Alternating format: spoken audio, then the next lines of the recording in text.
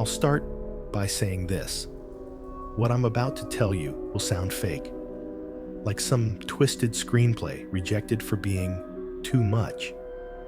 I used to think the same about stories like this, but it happened to me in this city, in broad daylight, hidden behind smiles, charity galas, and designer sunglasses. I've lived in LA for 8 years now. Came here like everyone else, with a dream. I was 24, fresh out of college, bartending at a high-end lounge on Sunset, the kind of place where producers drink Negronis at noon and aging actresses beg for relevance between lines of coke in the bathroom. I never fit in, but I learned quickly. Stay quiet, listen carefully, and don't ask questions. It was a Tuesday night when she came in. Tall, statuesque. Her skin looked surgically perfect. A black silk dress, no jewelry, and dark sunglasses, even though it was past midnight. She didn't sit at a table. She walked straight to the bar. "Water with ice," she said, without looking up. Her voice was calm, almost rehearsed. I poured it, set it down gently. "You act?" she asked. I hesitated. "Everyone in LA acts, even the ones who say they don't." "Yeah," I answered. She nodded and slipped a white card across the counter. "Saturday, Nichols Canyon, 8 p.m., formal, no phones, come hungry." Before I could ask anything, she got up and walked away. I turned the card over. Just an address, no name. I didn't recognize it. I should have thrown it away. I didn't. I called the number the next morning. A man answered. "Will you be attending?" he asked like he already knew. "Yes," I replied, not sure why. He gave me a few more details. Valet parking, jacket required, do not bring a guest. It was a dinner, he said, for creatives, artists, writers, actors, people like you. "Come hungry," he repeated. The house sat at the end of a winding private road in the hills. A black iron gate opened as I approached. A man in a suit directed me to park, then led me to the entrance. No one said a word. Inside, the place looked like a Bond villain's vacation home. Modern, cold, open glass walls, and a strange sculpture in the foyer. A gold human figure bent backward, mouth open in a silent scream. A woman took my jacket and handed me a small glass of something red. Not wine, thicker, sweet. I took a sip. Pomegranate, maybe? Or beets. I couldn't tell. There were others, maybe 20 of us, everyone young, fit, beautiful in a curated Hollywood way. No one was talking much, just sipping, smiling nervously. At exactly 8, a man stepped forward. Mid-50s, tailored suit, silver hair. "Welcome," he said. "You've all been chosen. Tonight is a celebration of appetite, of art, of indulgence." He smiled, the kind of smile you see on late-night infomercials or cult leaders. This city eats people alive. We prefer to eat with intention. Some people laughed. I didn't. He led us into the dining room. A long mahogany table, candlelit with no visible kitchen. Just 12 chairs. I noticed. There were 20 guests, but only 12 seats. 8 of us would not be dining. I was one of the 12.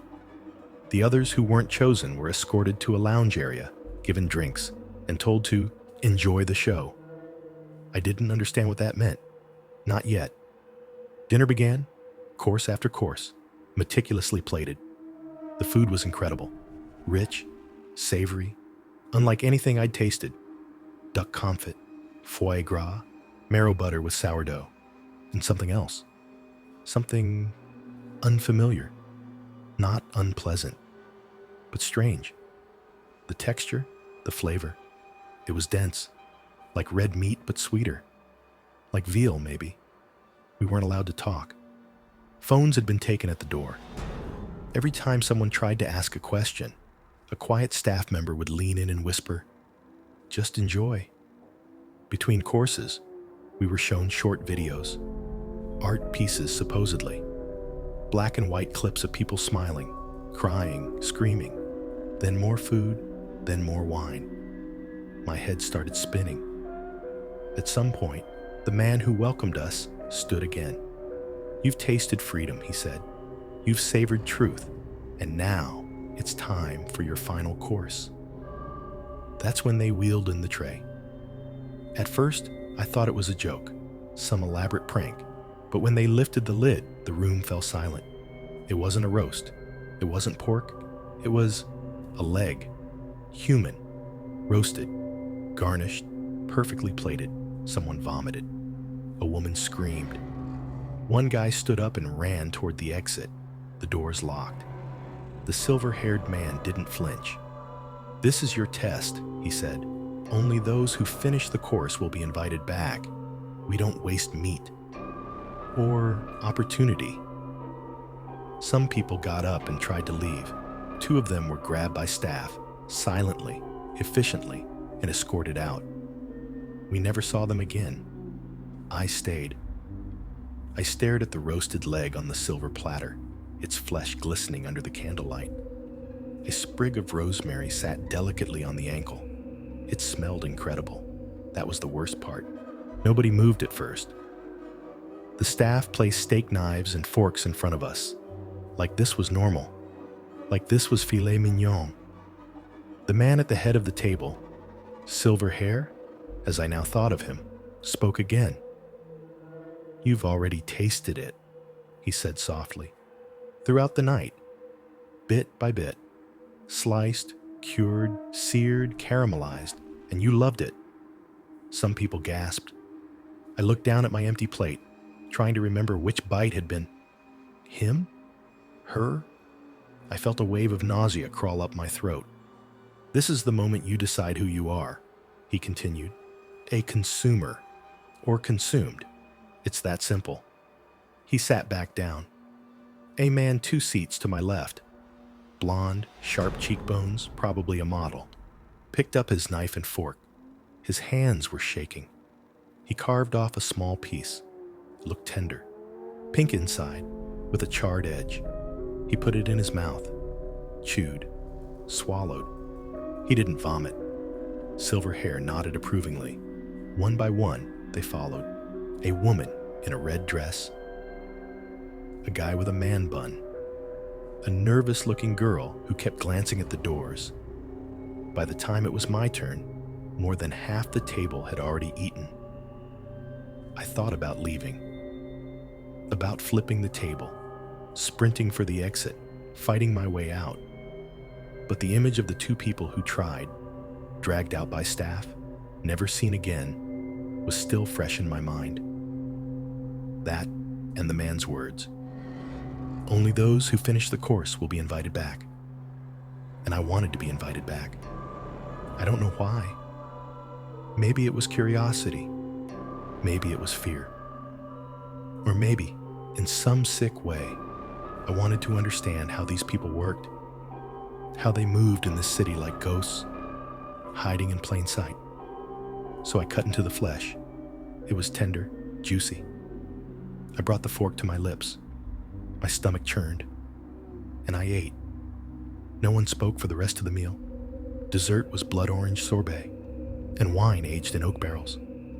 We were all silent, eyes unfocused, drunk on confusion, adrenaline, and whatever was in those courses. Maybe drugs, maybe just terror. After dinner, they split us again. 6 of the 12 were led into a room down a marble hallway. I was one of them. The room was dim, circular, with no windows. There were small gold pins on the wall, shaped like an eye with a mouth in the center. One of the staff members handed me one and said, "Place it on your lapel. You are now observers." "Observers of what?" I asked. He didn't answer, just smiled. The next day, I woke up in my apartment in Echo Park. My head was pounding. My breath tasted like iron. There was a small white envelope slid under my door. Inside, an invitation. You are cordially invited to serve. Saturday, same location, 9 p.m. Dress code, black tie. Fast for 24 hours prior. There was no signature. I told myself I wouldn't go.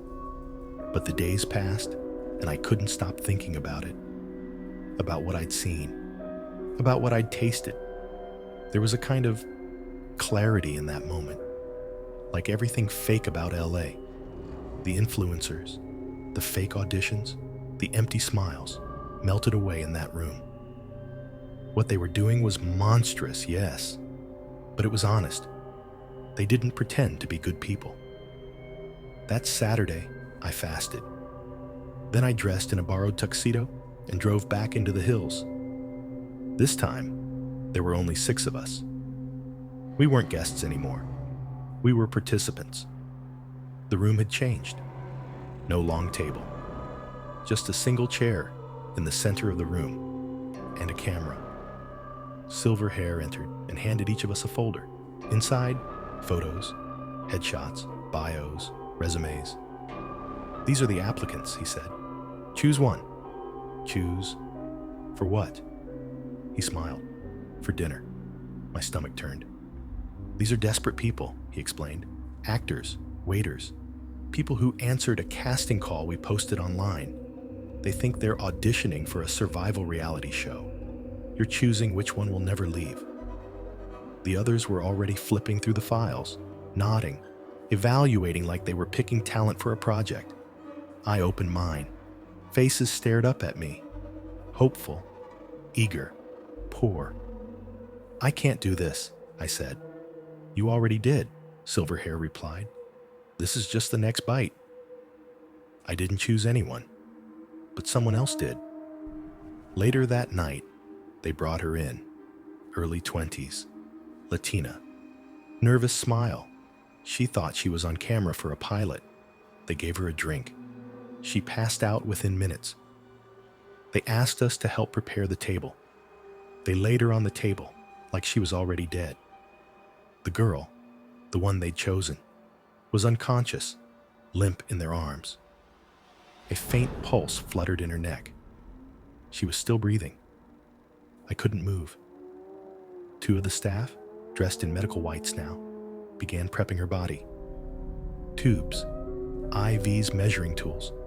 There was no violence, no blood, not yet. Just clinical precision, like a surgeon prepping for a transplant.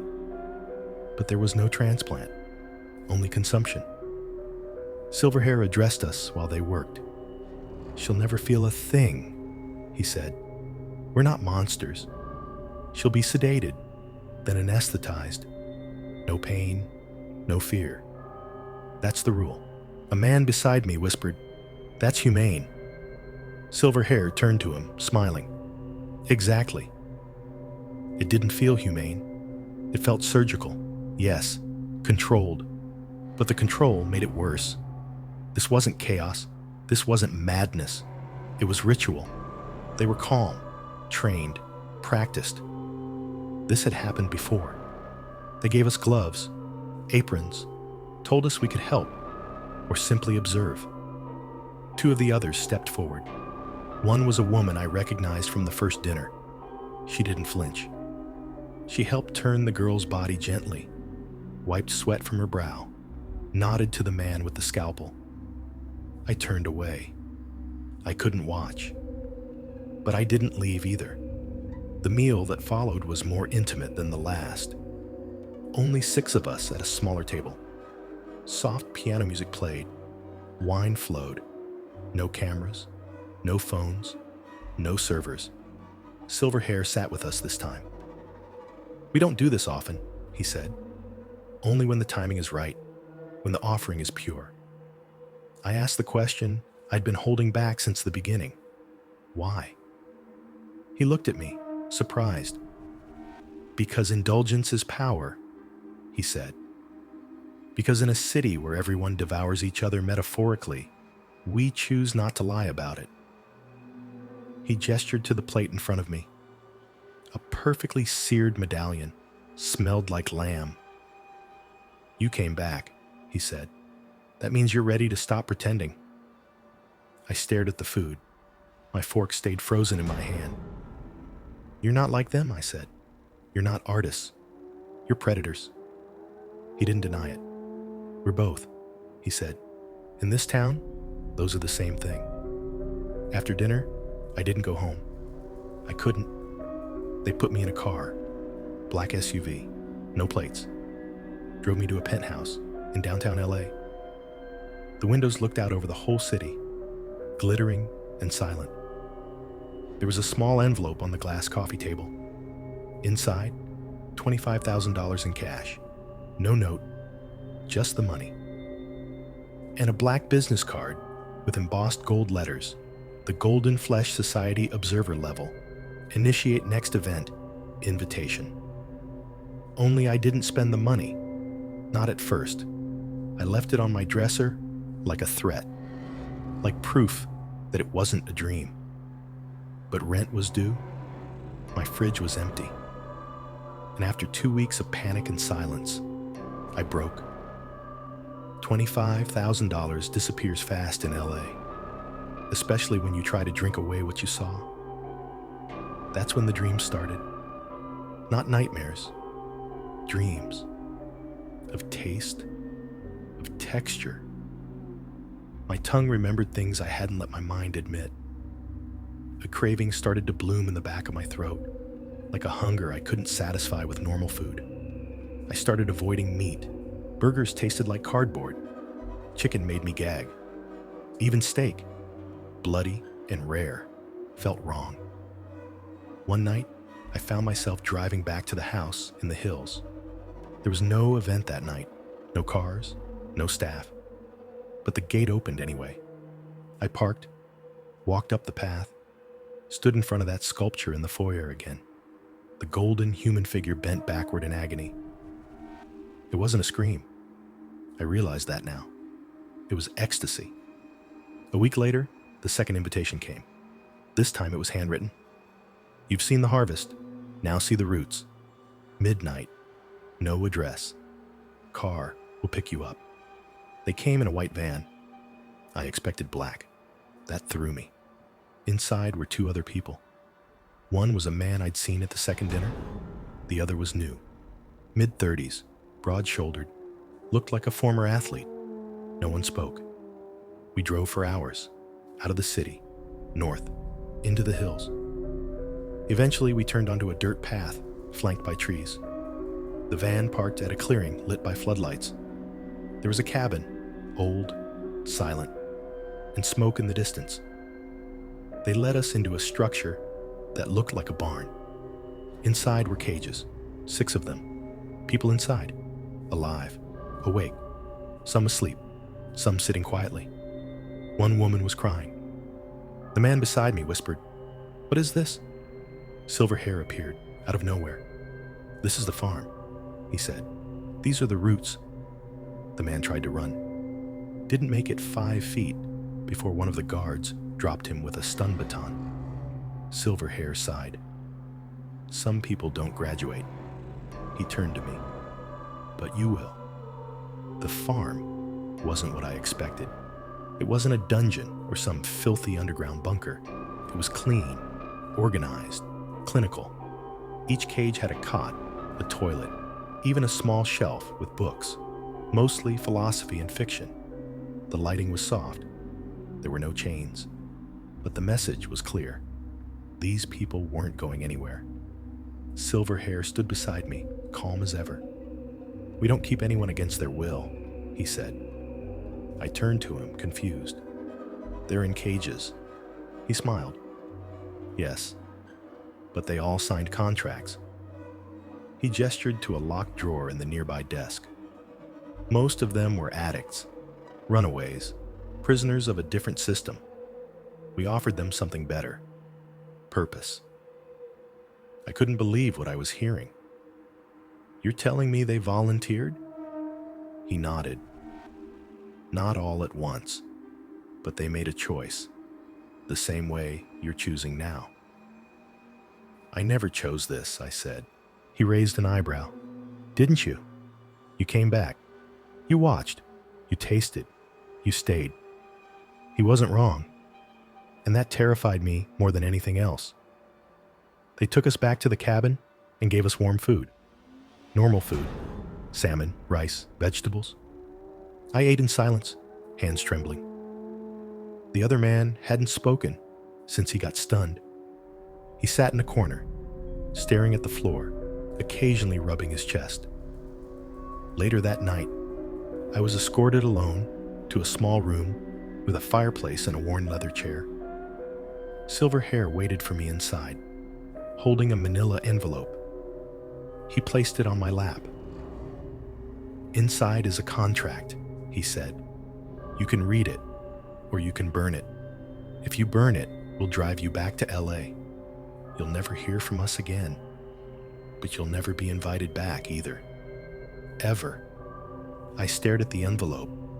He continued, "If you sign it, you become more than an observer. You become part of the supply chain. You choose talent. You manage operations. You eat without guilt, because you'll understand." My heart was racing. I asked him, "What happens to the ones who leave?" He didn't blink. "Nothing. Not officially. But they tend to fall apart. That kind of hunger doesn't go away." I burned the envelope. They drove me home at dawn. The sun was rising over the city, casting long shadows across the skyline. I'd never seen LA look so sterile, so artificial. I slept for 16 hours. When I woke up, the money was gone. So was the card. The Golden Flesh Society had vanished like a fever dream. For weeks, I tried to forget. I went back to bartending, auditioned, took headshots, ate nothing but vegetables and eggs, lost 10 pounds. But the craving came back. I'd wake up in the middle of the night with my mouth watering. I'd walk past butcher shops and feel nauseous, then horny. I'd watch strangers eat in restaurants and imagine replacing their steak with... I tried therapy. It helped. A little. I even told my therapist, half jokingly, about a cult dinner I'd attended. She smiled and said it sounded like a metaphor. Maybe it was. Maybe all of LA is. Then one night, I saw her. The girl from the second dinner, the one we prepared. She was alive, standing outside a club on Fairfax, smoking, laughing, dressed differently, hair dyed, but unmistakable. It was her.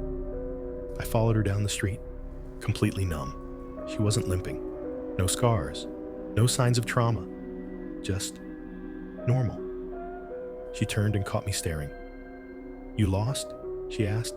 I said nothing. She smiled faintly. "Don't worry," she said. "That wasn't really me." She turned a corner and vanished into the crowd. I never saw her again. But I started seeing others. The man with the man bun, the actress in red, the guy who carved the first bite. They were all still around, now climbing, booking roles, showing up in campaigns. A few of them even won awards. They looked sharper, brighter, hungrier. I realized something horrifying. This city rewards the ones who indulge. 2 months later, another envelope arrived under my door. No name, no return address. Inside, another black card. This time it read, "You're starving." And they were right. I was. I wish I could tell you I stayed away. That I burned the card and turned them in. That I found some agency or hotline or cop who gave a shit. But you know better. There are no police for this kind of thing. No one in power who doesn't already know. You don't get to the top in Hollywood without seeing behind the curtain at least once. I signed the contract 3 days later. Now I work in recruitment. That's what we call it. I don't touch the meat anymore, not directly. I don't watch the prep. I don't cry for them. I don't pray. But I eat. Always with others. Always in silence. And always with gratitude. Because I finally understand what Silver Hair meant. This city eats people alive. I just decided to eat it back. They say everyone in Hollywood is chasing something: fame, power, attention. But maybe some of them are just hungry. If you ever get invited to a private dinner in the hills, no phones allowed, dress code strict, and the host doesn't give his name, don't go. Or if you do, don't ask what you're eating, because in this city, the ones who get fed are never truly innocent. And the ones who don't eat, they end up on the plate. Soft breath. See you on the next ride. Trucker of the Night.